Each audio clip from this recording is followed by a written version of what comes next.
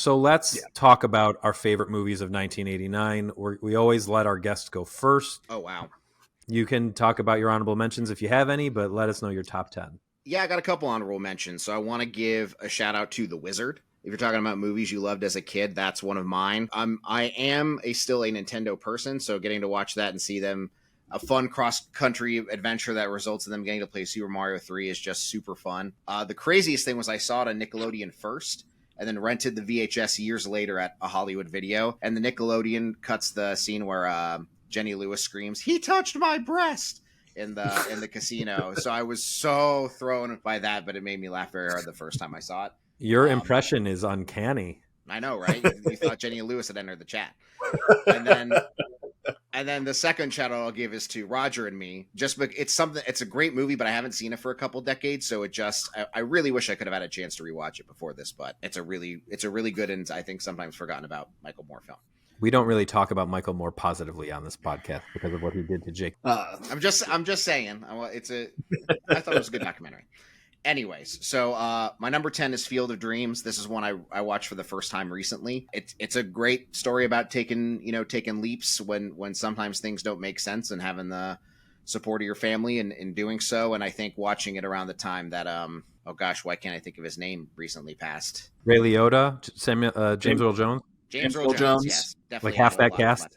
So yeah, it's a classic for a reason. It was really good. However, it is not my favorite baseball movie of 1989. That would go to my number 9 choice, Major League. If I'm being honest with myself, I have them both at 4 stars, but Major League's the one I watch more. It's a comedy with a heart of gold, and Jake Taylor making that final play will cause a man to tear up. Just ask Chuck Taylor. For comedies, though, I also have at number 8, National Lampoon's Christmas Vacation.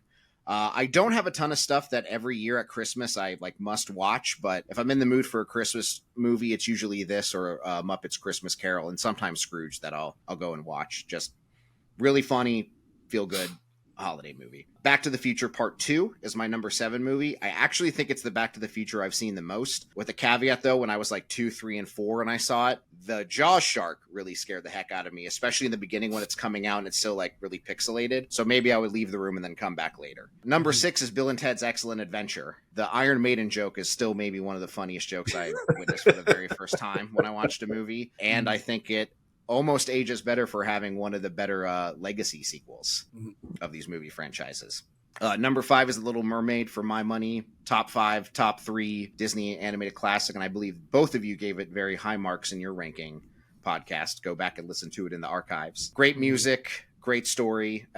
What more can you say? For animated films about teenage women trying to come into their own and figure stuff out, I go with number 4, Kiki's Delivery Service, as my favorite of the two. Also very poignant with today of finding something you love and are good at and making it a hustle. And when Kiki does some self-care by not going to a party and then regretting it later, I felt that deep within my soul. And it just has all the whimsy and fun of your Miyazaki movies. Number 3, I have When Harry Met Sally. All-time great romantic comedy, often replicated, but nobody quite hits the heart of the matter like everyone in this movie did. It's a classic for a reason. Number 2 is Do the Right Thing. Still very poignant to this day in disappointing ways, but man, it when it gets to that last scene and the destruction of the restaurant, which is what I was alluding to earlier, it is quite a shocker. And man, it can get to be a tough watch, but it is remarkable and a classic for a reason here. I think when I think of screenplay in '89, I'm like, man, Do the Right Thing and When Harry Met Sally, those two would be up there as top picks for me. But my number 1 is maybe one of the movies I've watched the most over my lifetime. It still makes me laugh. It still makes me feel good. It's an underdog story. And the more I thought about it too, this is a movie that should be and will be after this in my top 4 on Letterboxd, and that's UHF. Love that movie. Well, I will say a little bit about it because it's not on my list. Which I know you both have seen but don't have it ranked on Letterboxd. It's so funny. It's got really great gags, immensely quotable, and it's just that feel good movie of someone who gets this TV studio and makes it successful, and it's the little guy going up against the big TV studio. So even if you take the humor out of it, you don't like Weird Al, whatever, it's still just a really good base story at the heart of it. And it's just a movie I've watched so many times through owning the VHS, the DVD, the Blu-ray. And I actually got a chance a few years ago to watch it for the first time with Al himself, Tig Notaro, and Emo Phillips, which was a blast. But it's one of those things where, am I going to tell you it's the best movie on my list? No, but it is my favorite movie of 1989. And thus, for you, it is the best movie of 1989, in my Absolutely. opinion. You liked it so much that for those watching on YouTube, you ascended to heaven, apparently. You are so washed out right now. What is going on? My windows are open, and I guess the sun pivoted, so I'll close one of my blinds. There we go. It was perfect timing. Kevin, our lists are not are there's a lot of the same stuff. In some cases, in a lot of the same places. Couple of honorable mentions, real quick. Honey, I Shrunk the Kid was a big one for me growing up.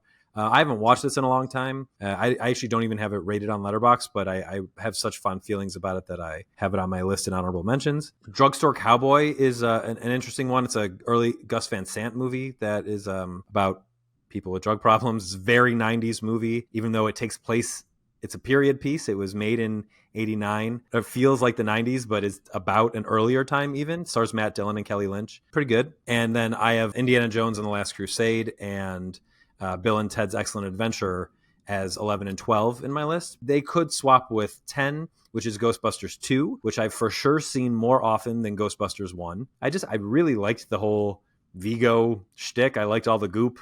I think Ghostbusters 2 is actually really funny. A lot of people recently, since the new Ghostbusters are so poorly received, have talked about how Ghostbusters 2 was really unnecessary, but that's dumb, and I think a stupid way to think about movies, because Ghostbusters 1 is really just a bunch of guys goofing off for an hour and a half. So how necessary is that? And that's not to say I don't like Ghostbusters. I like Ghostbusters a lot. My number 9 is Heathers. This movie reverberates to today a lot. Michael Lehman directed this. It stars Winona Ryder. A lot of people have been talking about it lately because this was, I think, maybe her first like dark role. This movie is about kids who kill each other in high school. And it was a big one for Christian Slater. Shannon Doherty, rest in peace, had a really good performance in this one. And you get a lot of stuff that's kind of like this now, with Bottoms is sort of like a real zany comedy version of this. Mean Girls is like a lighter version of this. A lot of good stuff has come because of Heathers. My number 8 is a Ron Howard movie that I watched for the first time kind of recently. It's Parenthood, starring Steve Martin. Really heartfelt movie. Diane Wiest is incredible here. Mary Steenburgen's fine. Jason Robards in one of his later roles, really great as Steve Martin's asshole dad. Rick Moranis is wonderful as, like, if you were ever to watch a movie and dislike Rick Moranis, it's this one. He plays like the worst version of himself. And Tom Hulce, who, I don't even know if I'm pronouncing that right. Is it Hulce or Hulch? I thought it was Halsey. I'm going to take your word for it. Tom Hulce, who is best known for playing Amadeus, and Amadeus is like a really fun loser here. Oh, let's not forget about Keanu Reeves in that movie also. Keanu Reeves is a very early role. This was a great year for him between this and Bill and Ted, but he plays the daughter's Steve Martin's niece's boyfriend, Diane Wiest's daughter's boyfriend, and he's also like a lovable loser. Oh, and Joaquin Phoenix in his, I think, debut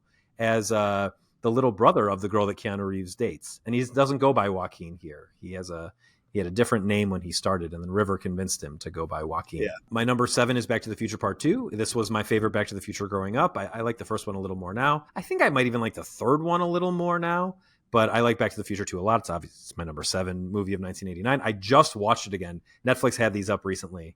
And it's really fun. It doesn't stop. It's like the most breakneck, I think, of all the Back to the Futures. It really just moves from like, this terrible thing is happening to this terrible thing is happening to, well, let's just show the family in the house for a minute. Now this terrible thing is happening, and now Donald Trump is in charge of the world. And it was very prophetic.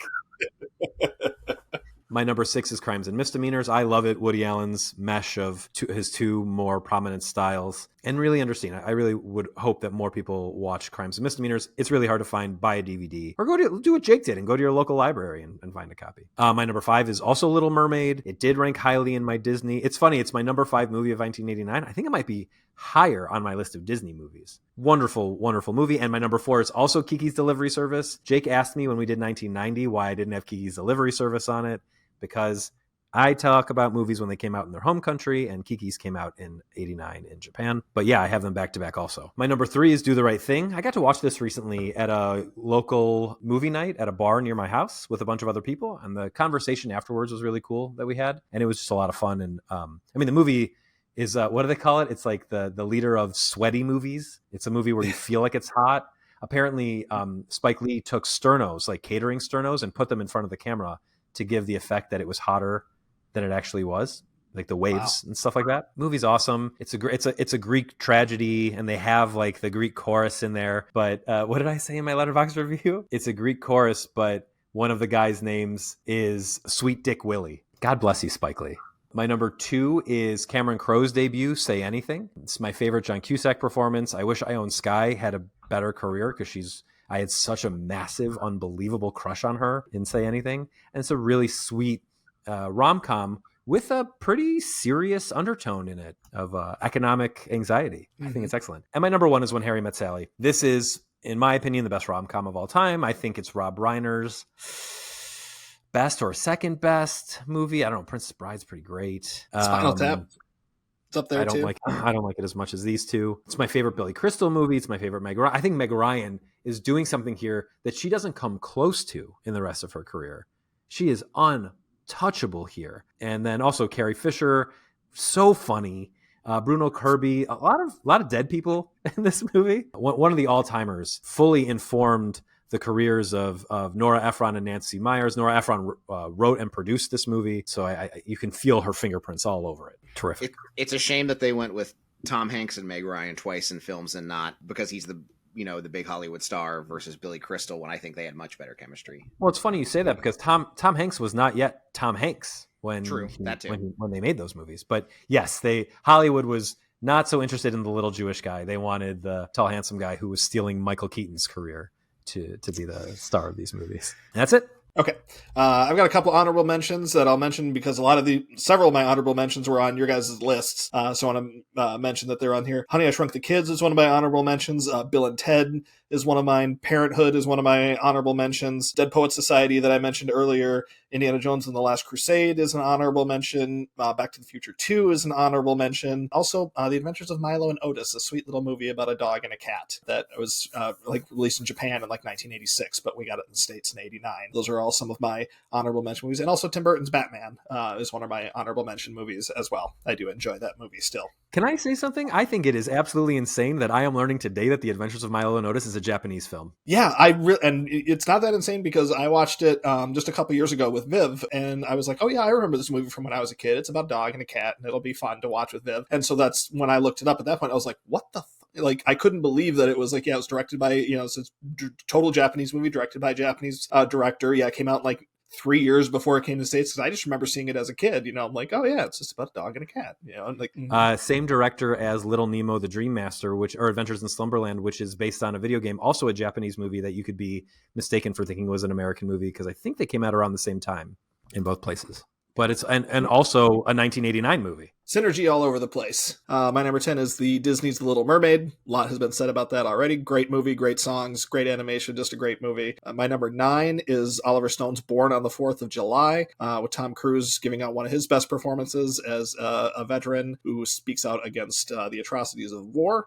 My number 8 is the movie we talked about at great length, Woody Allen's Crimes and Misdemeanors. My number 7 appeared on Kevin's list, one of my favorite comedies, one of my favorite baseball movies. That's Major League. Watched this movie so many times as a kid with my brother, but I was young, so we had to watch the edited version that aired on TV, and I watched it so many times, we knew all the replacement swears that they had put in. So by the time we watched the R-rated version, it sounded weird to us because we just remembered them, all the edited words that they had put in there. My number 6, I know we just talked about how much I hate Michael Moore, but I do have to give credit where it is due to Roger and Me.